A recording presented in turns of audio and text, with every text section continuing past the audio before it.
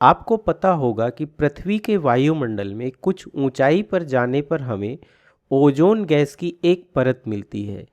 Ozone gas की यह परत सूर्य की पराबैंगनी किरणों से पृथ्वी पर हम सभी जीवों की सुरक्षा करती है, क्योंकि ये किरणें काफ़ी खतरनाक होती हैं और इनके कारण हमें कैंसर भी हो सकता है।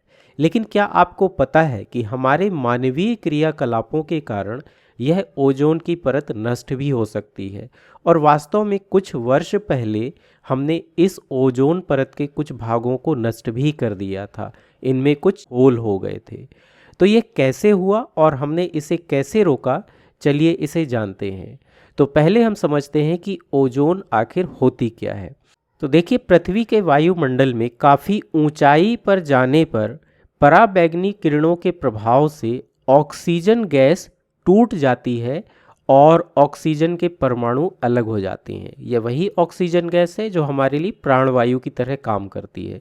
लेकिन काफ़ी ऊंचाई पर जाने पर उच्च ऊर्जा वाली पराबैंगनी किरणों के कारण ऑक्सीजन का यह अणु अपने परमाणुओं में टूट जाता है और ये अत्यधिक क्रियाशील होता है। इसलिए ऑक्सीजन के ये परमाणु वापस ऑक्सीजन अणु के साथ अभिक्रिया करते हैं, जिससे O3 अणु बनता है। हम इसी अणु को, जिसमें ऑक्सीजन के 3 परमाणु होते हैं, इसे ही हम ओजोन कहते हैं।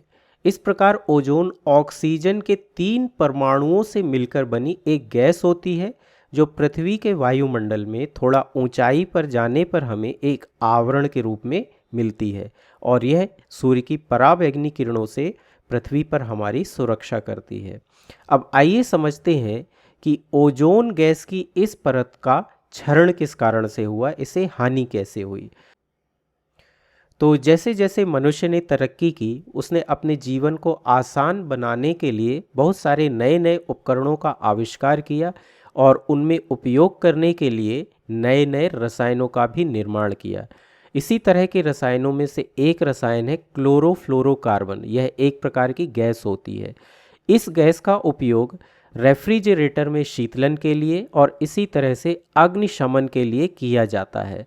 लेकिन इनसे यदि यह गैस लीक होकर के वायुमंडल में चली जाती है, तो वायुमंडल में काफ़ी ऊंचाई पर जाने पर पराबैंगनी किरणों की उच्च ऊर्जा के प्रभाव से इस क्लोरोफ्लोरोकार्बन गैस से क्लोरीन का परमाणु मुक्त हो जाता है। यह क्लोरीन का परमाणु मुक्त होने पर ओजोन की परत में उपस्थित ओजोन के अणुओं के साथ अभिक्रिया करता है और अत्यधिक क्रियाशील होने के कारण इसे वापस ऑक्सीजन के अणु और ऑक्सीजन परमाणु में तोड़ देता है। लेकिन क्लोरीन का एक अणु केवल एक ओजोन परमाणु को नहीं तोड़ता, बल्कि इस अभिक्रिया से बाहर आकर यह और भी दूसरे ओजोन परमाणुओं से अभिक्रिया करता है और उन्हें भी नष्ट कर देता है, उन्हें वापस ऑक्सीजन के परमाणु में बदल देता है। यानी कि हम कह सकते हैं कि क्लोरीन का एक परमाणु हजारों ओजोन अणुओं को नष्ट कर सकता है। तो इस तरह से कुछ वर्षों पहले ओजोन की परत का क्षरण होना प्रारंभ हो गया। लेकिन यह हमारे लिए काफ़ी हानिकारक था, क्योंकि यह परत नष्ट हो जाती तो पराबैंगनी किरणें हमें काफ़ी नुकसान पहुंचा सकती थीं। ये किरणें हमारे शरीर की कोशिकाओं को विकृत करके हमारे शरीर में कैंसर भी उत्पन्न कर सकती हैं। जब वैज्ञानिक शोधों के बाद हमें इसका पता चला कि क्लोरोफ्लोरोकार्बन के कारण ओजोन की परत नष्ट हो रही है, तो हमने ओजोन की परत को वापस पुनः स्थापित कैसे किया।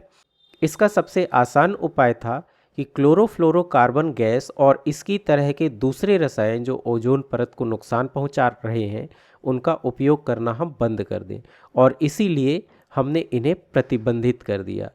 आज पूरी दुनिया में कहीं पर भी शीतलन के लिए रेफ्रिजरेटर में या दूसरे उपकरणों में क्लोरोफ्लोरोकार्बन और इसके जैसे दूसरे रसायनों का उपयोग प्रतिबंधित है। इन पर प्रतिबंध लगाने के कारण वायुमंडल में ये रसायन मुक्त होना बंद हो गए, जिसके कारण ओजोन की परत का क्षरण रोका जा सका।